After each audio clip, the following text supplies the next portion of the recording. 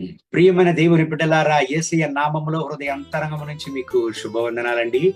నెహెమ్యా 8వ అధ్యాయం 10వ వాక్యము చివరి వరసను చదువుకుని ఈ రోజు కొరకు మనము ప్రార్థన చేద్దాం.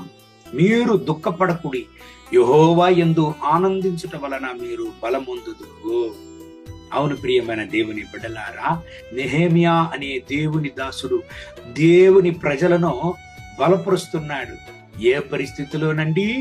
ఆయన జీవితములో, ఆయన సేవా మార్గములో దేవునికి చిత్తమైన యెరూషలేము యొక్క గోడను కట్టునప్పుడు ఆయన అనుభవించిన సవాళ్ల పరిస్థితుల్లో దేవుని ప్రజలను బలపరుస్తున్నాడు. ఆయన దుఃఖపడకుడి, మీకు విరోధంగా వచ్చేటువంటి యొక్క సవాళ్లను గురించి, పోరాటములను గురించి దుఃఖపడకుడి, దేవుని యందు ఆనందించుడి, అది మీకు బలముగా మారును అని ఆయన ప్రసంగిస్తున్నాడు.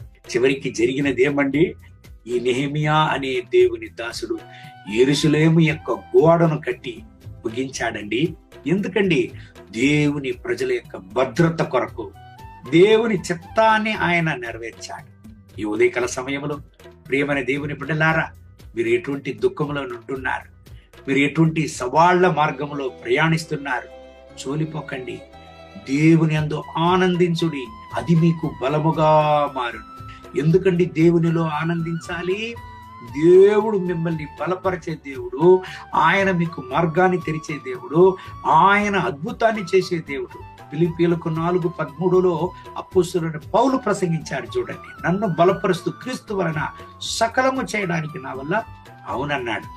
మీ కొరకు దేవుడు అద్భుతం చేయనప్పుడు ఎందుకండి మీరు దుఃఖముగా ఉండాలి?